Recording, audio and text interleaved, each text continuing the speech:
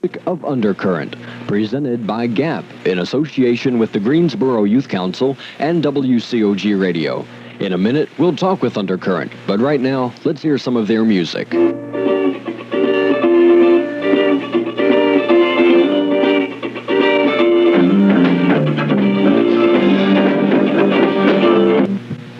I'm here right now with Chris Marakis, the keyboard player for Undercurrent. And Chris, would you tell us how the band got started?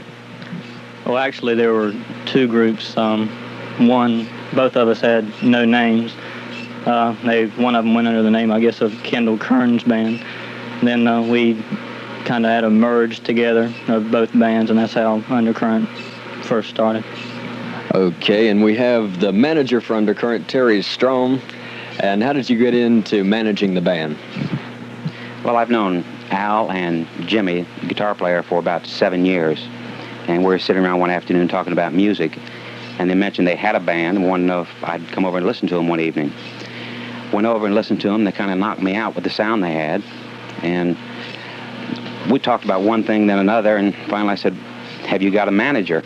And they said, "No." And I said, "Well, fine, you have one now." And it's been going that way for the past 2.5 years. Actually, they call me the mangler rather than the manager.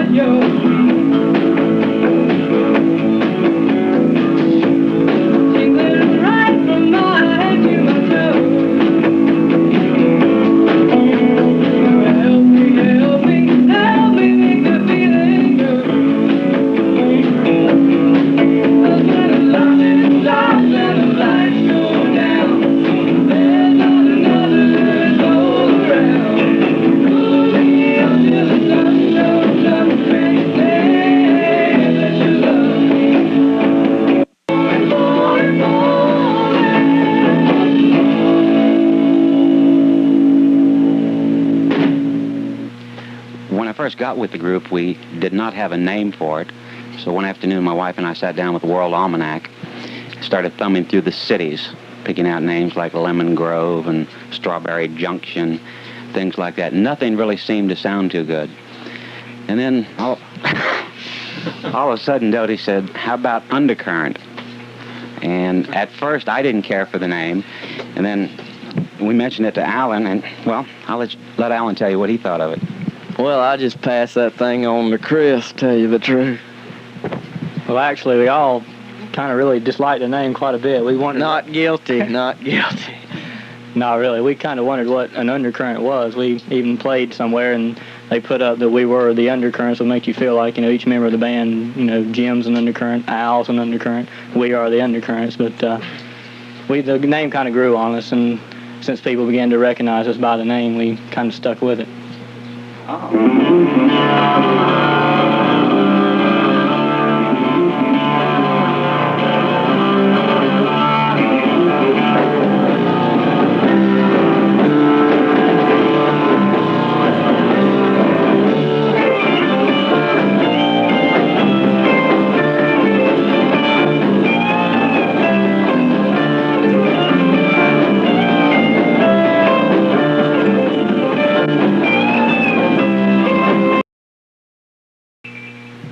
What are some of the places that Undercurrent has played before?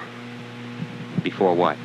Back in the past, concerts, schools, anything. Yeah, well, played quite a few high school proms in this area. I guess the biggest thing to date we've done was open for Dr. Hook at Triad Arena last summer. And we play a lot in Chris's basement. What? Seriously, we have played at Rittenhouse Square. Played at Castaways right before they folded. I don't know if that's an indication of anything or not.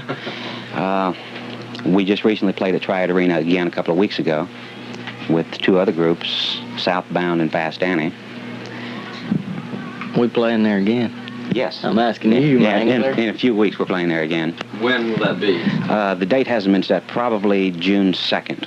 Will be backing up a big-name band, or...? No, actually, what Triad is trying to do is help local groups, Beer blast. help them get started by bringing in 3, maybe 4 local groups who have some sort of a following to play their type music, whatever they want to do. In other words, they're giving the groups artistic freedom to do whatever they want to on stage. What kind of plans do you have for the future? Well, What's happening in July, old dude? okay, well, we have plans for a outdoor show in July. The names of the 2 groups, they'll be headline groups. We are not at liberty yet to give you the names, but it looks like it's going to be an outdoor concert.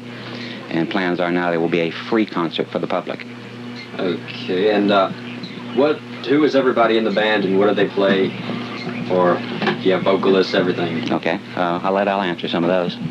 Oh, well, let me see. We got Chris Maracus on keyboards, and he switches over to guitar every once in a while. Does a little bit of backup singing.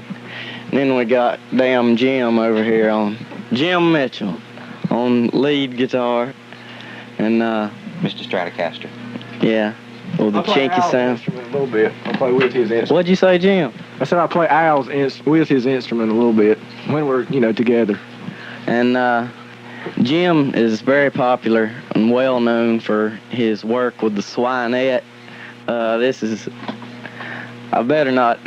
That's an instrument I think I picked up over my native land of Poland, or maybe it was the Mongolia. I can't remember. But seriously, I'll pass it back to Big Al.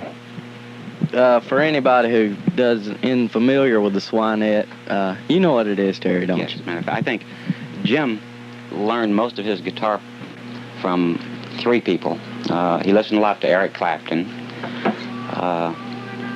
listened a lot to Jimmy Page, and I believe Merle Hooser also.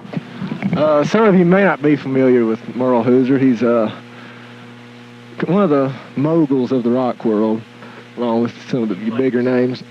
He has a great deal of savvy in his playing. He's from the older generation. Really influenced my playing in such songs as Bill Barrel Polka, Walk Don't Run, things like that. I think it's that what really impressed Terry the most is he could see a little Merle in me. I don't know, a Merle song. I don't know. Back to you. Okay, and people can get Undercurrent to play for them, is that correct? Oh, definitely. And how can they go about that? Give us money. Simply, right, give us money.